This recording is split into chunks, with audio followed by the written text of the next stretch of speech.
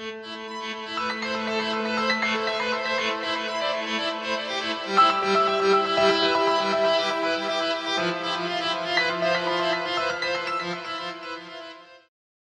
Vancouver Foundation on the table, they encouraging everyone to have stimulating conversation to bring people together. So I decided, okay, so why not use this opportunity to have a brainstorm sessions about healthy aging. Right now, we launched the project. It's called Together We Empower, but placing just merely this intergenerational program in a community, it's not really not enough to support healthy aging for various reasons, because there is ingrained ageism. There's a lack of opportunity for youth, seniors to come together, and just having the program itself, it's not enough to bring the change to the norm or institutional practices. So I wanted to sort of use this opportunity, because all of you are really well sort of situated in the community, and you have so many interesting networks and insight.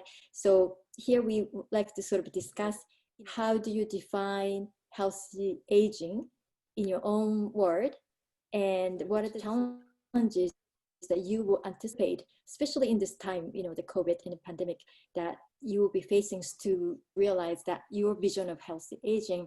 And finally, that what would that be new environment, new roles for, I wouldn't say seniors word, maybe older person. I think the role of older persons, and because it's a complex, and also there's a sort of certain ageism that exists on the both spectrum. That once as we getting older, we realizing the death is really constant sort of notions, and then that puts us a little bit vulnerable position, because it's really where the source of self-prescribing ageism come from the notion of death, according to some sort of a research, and some anxieties and so forth. But sometimes this self-prescribing ageism, let's say, sometimes could be act as a defense mechanisms to adjust, but at the same time could be but the hindrance for seniors to play a new roles, not just as a lifelong learner, but to be like educators or mentors. The whole purposes of this project is to how to encourage older people, senior us, to step towards or train ourselves as a mentors in the face of intergenerational learning or solidarity. What would be your healthy aging look like? Anyone like to jump in? By all means. I think you put on a really good context, Keiko, of kind of, first of all, observing the situation socially. I call it, like, in terms of social justice. I think social programs, the way cities are evolved, it kind of creates opportunities, also barriers to engage with like stigmas with aging and youth. So it's a bit of an uphill battle to overcome that, because we're already kind of isolated and socially, and personally I'm quite active, but in general, the statistics are out there, like 80% isolation and loneliness, right? So it could be an architectural problem, social problem, but to give that opportunity, or in a microcosm kind of way, if we can kind of bring youth together, because there's a lot of commonality too, because youth are isolated and lonely. So if you look at the similar issues, they get kind of like clustered into this kind of marginal thing. So I think it'd be worthwhile to even just doing simple exercises, or I'm not sure right now how to do it together, but definitely make a step in exchanging wisdom or exchanging experiences, storytelling, all sorts of things. So it's a great step, Keiko. I think a lot of the work that I did with you at VAX at the beginning and things like that, that was the whole thrust of it all, was the idea of breaking down the barriers of isolation and making connections between generations, and allowing, because isolation goes across the board, especially now. if you haven't watched it, you should look at The Social Dilemma, which is how our societies are getting created through social media, and how it's more often than ever super isolating, and then we're trying to connect. And so when you couple that now with COVID, where we go from this, oh, we have a social problem of isolation, to, okay, now you have to isolate. So then you have to reframe all of that. How can we formalize that program, and at the same time use, I guess technology will be one way, but like Varu said, architecture, built space, all those sorts of things, events and how they take shape are all, kind of in a bit of a blender now. So it's an opportunity because we're going to shape that in the future. Mhm. Right? We're going to shape that right now, actually. For our new project, we proposing use of art in any form to do a joint art project for senior youth to share their ideas and creations together.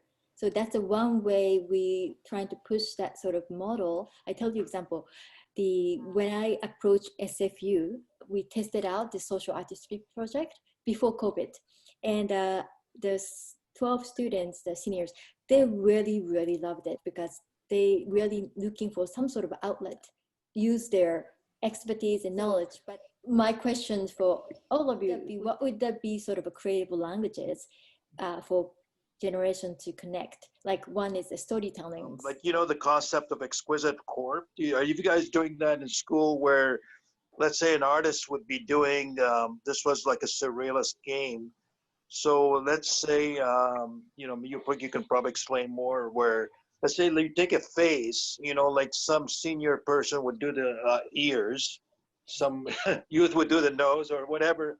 You can pick up different parts of the body and then you kind of do this collage and you put it together. Am I explaining right, Marina? Yeah, no, that's yeah, the best part is when you unravel the whole thing like an accordion, you see the really cool, crazy result of that. I think considering that it would be on Zoom with COVID, that might be an interesting, fun challenge to pose, but there's definitely things that you could alter to make that happen.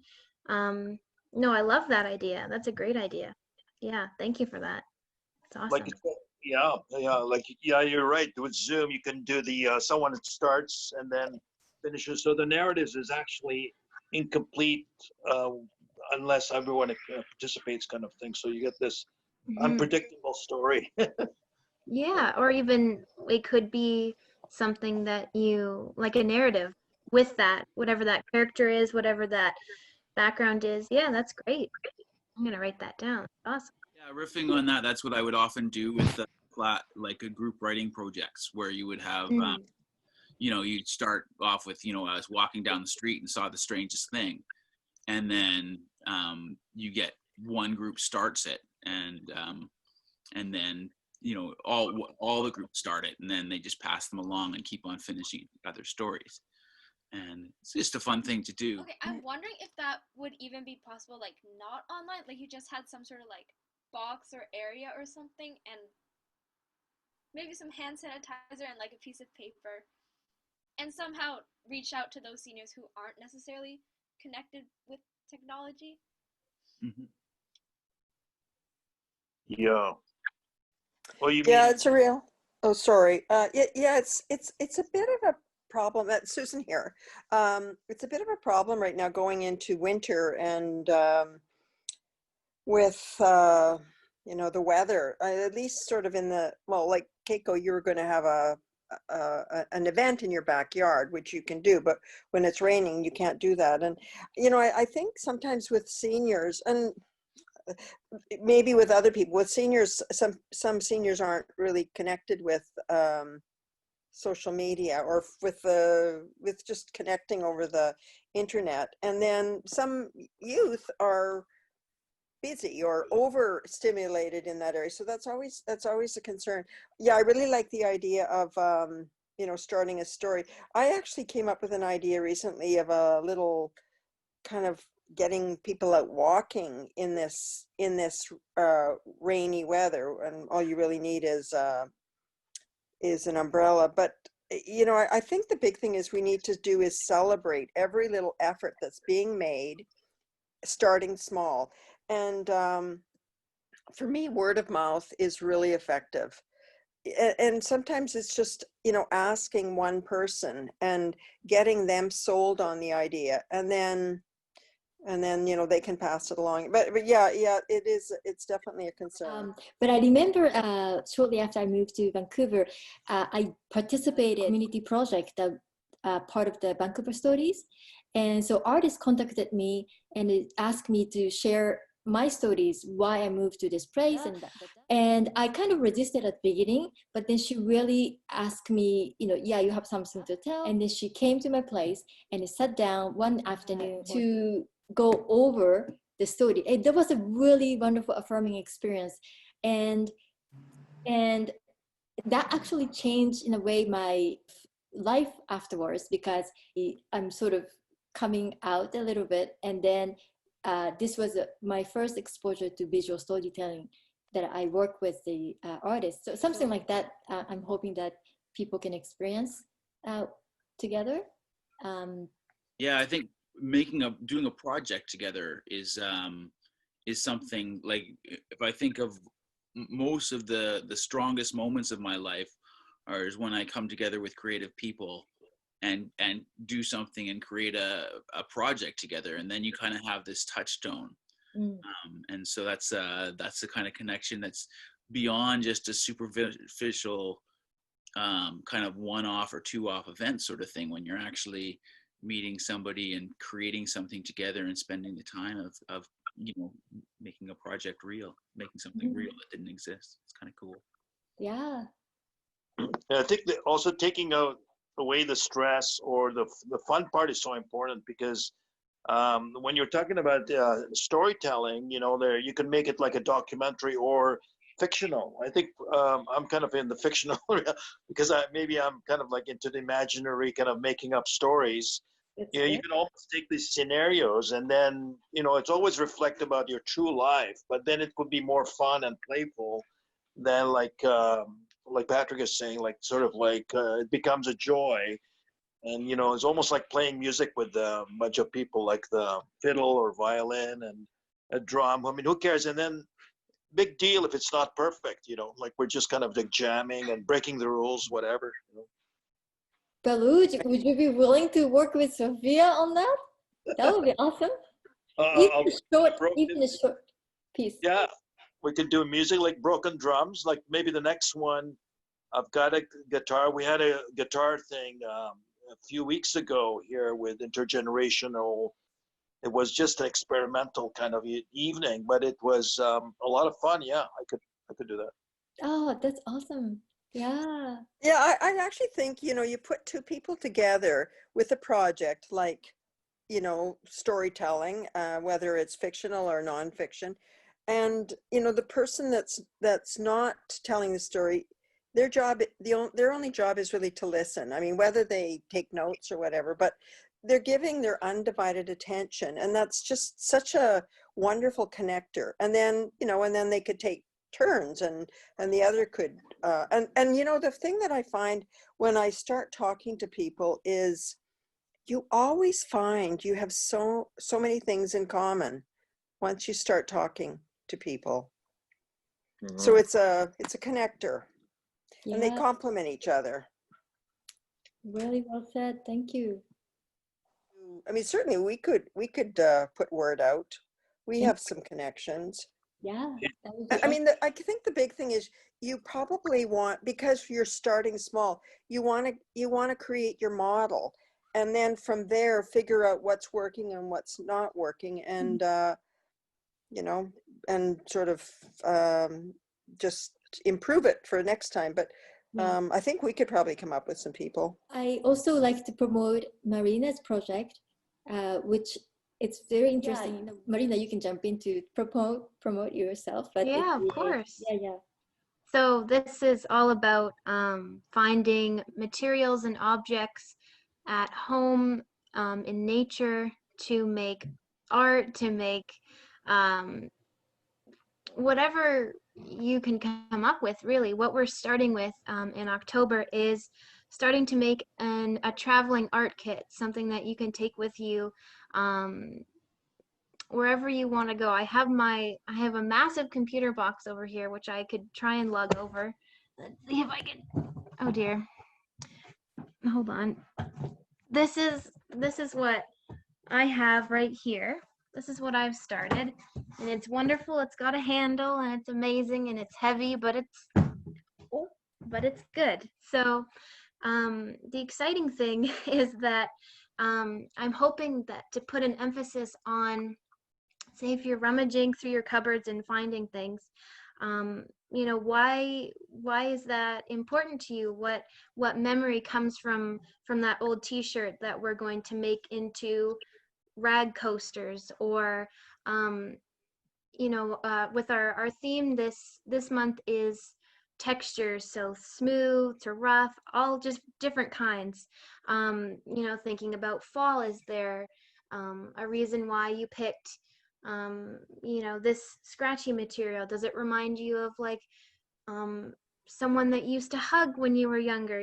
All these sort of things that we're going to create with art objects, but also I hope to just really discuss and enjoy hearing the stories about all these materials. Or what did you do when you went on a walk and you found this really cool piece of metal or something, and you're just so excited about it? Why is that place now, every time you walk past it, does that make you feel more connected to that place in your neighborhood? And maybe next time you'll stop by and you'll see a neighbor there or something. It just, looking around, getting excited about cereal boxes, getting excited about tomato cans, all that sort of stuff. Just looking and thinking, and memory and upcycling, and just all this good juicy stuff that's just awesome. So yeah. Wow, that's awesome. Great.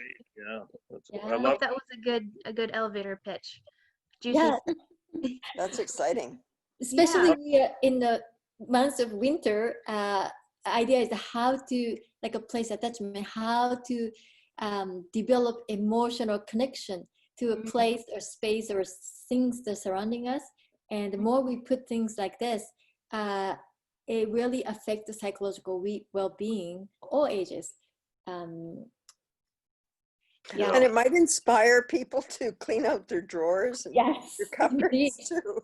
Yeah. Yeah, no, that's a good idea. Does that mean you're offering to help us, all the seniors, with their storage containers? Oh man. Oh, I actually every summer, well, for about 3 summers, I would go to this lady's house at Crescent Beach, if you know that beautiful beach that's very close to where my parents live. I would help her clean out her over 100-year-old cabin on the water of the beach, and I was so excited. I'm getting in there, and she's like, "Are you sure you want to? There's a lot of cobwebs." And I'm like, "Oh yeah, it's great." And I would sweep this walkway that every time you swept it, it was just never clean. But I just was trying to get every pine needle, but like the wind would always blow in. It would just like mess it up all again. But I loved that. And that again was something where we would just chat too, and she'd look at something like a bit of silverware and she'd talk to me about it. So those were really great memories. Of course, with COVID, I can't come into everyone's house and clean with them for hours, but one day, maybe. No kidding. Yeah, that's a good business prospect for you down the line. Yeah. Chat to me while I clean your floors, please. Yeah. Oh my gosh, that's amazing. Mhm. That's I- really I think something that I've been thinking about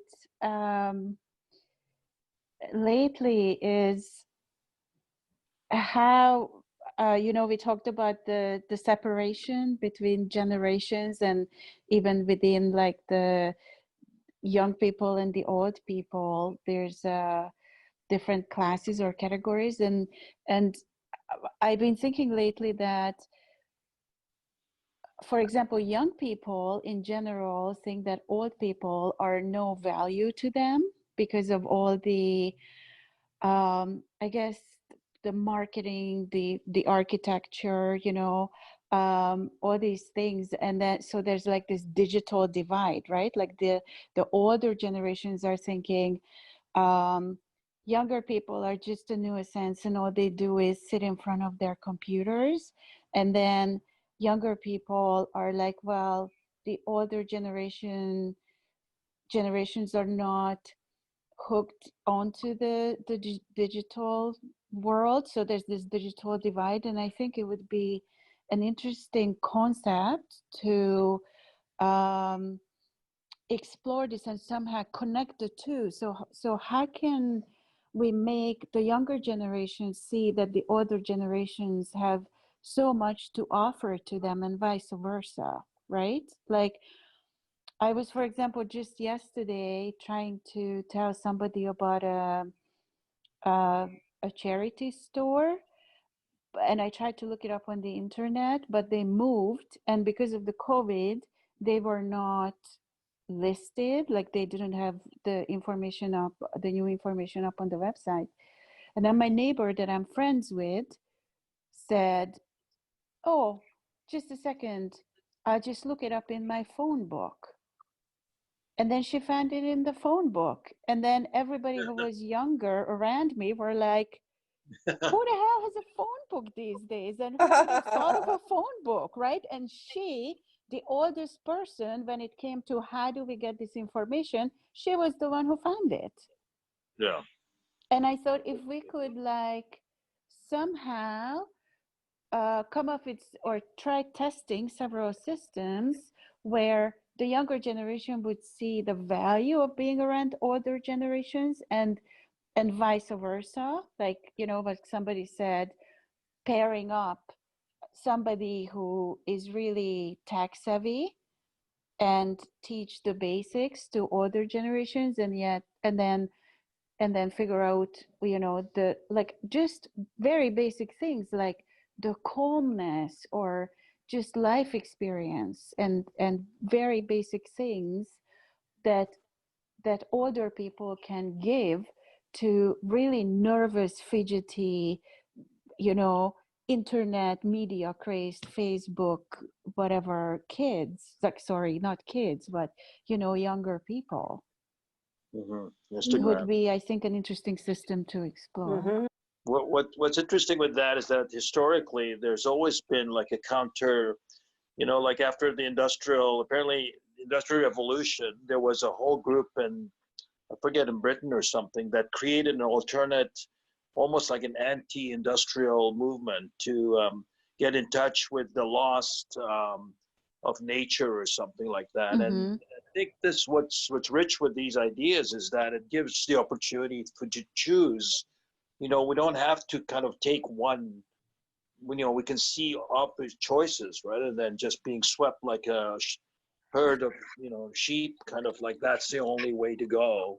You know, and create an alternate thing. And, you know, I know it's hard to fight the big corporations, but in a small way, there are possibilities, you know. I was gonna say, in terms of like the value that seniors have, I think the biggest thing is sharing skills. Like, I know on our website we do have a forum that encourages people to post their skills or maybe skills that they're looking for. I also think, like, I'm wondering if somehow we can connect people with career mentors, because that's definitely something young people think about, like, right. what to do.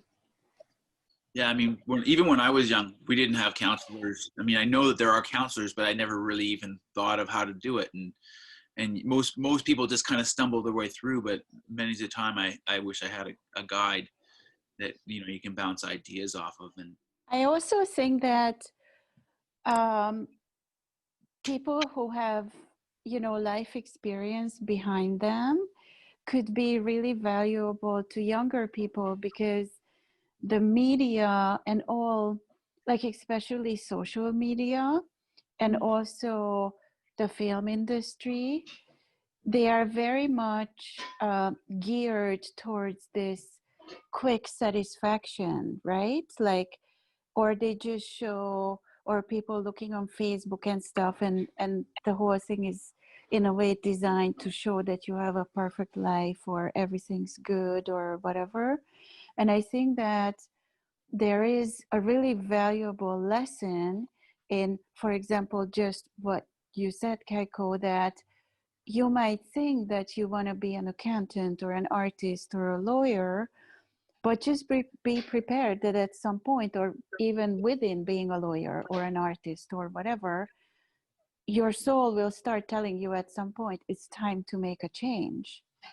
And you will have to go through challenges, and you might fail or you might whatever. And I think for some reason, there's a lot of anxiety in the younger generation these days because they don't really quite understand that this is part of life, right? And there's not a lot of avenues that they can turn to because they are so media centered where they can be taught things like that. So maybe this would be another connector between the two generations. Mm-hmm. I think that's very well connected to what Marina was talking about with, I call it mnemonic tools, memory tools of how, for example, the old technology of finding the connection between points versus GPS, or, like, okay, I'm going to do a Google map search, and, and it just sort of takes a different methodology and kind of like way of experiencing that space, because, like the old days, of course, the maps were the ones we used to, go, and then you're almost creating a narrative or something. But having that kind of comparing the two ways of doing it, maybe slow search and fast search or something, and then just observing it. Mm-hmm. I think that's a great idea because, for example, what you were saying about the maps, I feel like for the younger generation, like you map it out manually when you cannot find it digitally. And if you only have a manual thing that you had to put it together manually, it's almost like it's not the real thing for them till they are able to turn it into digital format. Oh, a good point. Right? So Exactly. maybe we can somehow come up with, projects like these, like simple things. How do you go to the store, or, and just map it out. And then also it introduces the older generations to the possibilities of the digital world. Yeah, exactly. And Mm-hmm. not to be critical with computers, but it's funny because you always, every map that you look at Google, all, the chain stores, the corner stores selling, so about merchandising, well, you can do another search of having maybe a community kind of like information, for, like you're saying, from going from A to B, I'm looking at a beautiful tree, I'm looking at the neighbor's house, that the map Google doesn't show that, and what if we looked at it that way? Oh my God, I think that's awesome. That's a great idea. I like that too. Yes. Algorithm are very dangerous tools, because all it's doing is that it's reinforcing your own kind of self kind of infatuation. It doesn't get you out of the box. If you're trying to kind of really be creative and inventing new ways of thinking, it doesn't allow you to do that, because all it's doing is recycling the same information. It's weird. Yeah. Thank you, everyone. I really enjoyed everything that's been discussed. I've just taken last note. Yeah. So I'm just looking at the time. Yeah, go ahead. May I say something quickly? This is relating to what Patrick was saying about and other people about the analog and the algorithms and how it takes basically the real essence of being away from us. One time I was in an exercise when I was going to university a long time ago, where someone said, so the topic was, what are you doing to be a warrior in your life? and everybody was trying to come up with these huge things. Oh, I'm going to bring on social change or change this and that. And one of my classmates who really didn't, he was kind of like a quiet person, said, I make sure that I walk home from school every day on a little bit of a different route.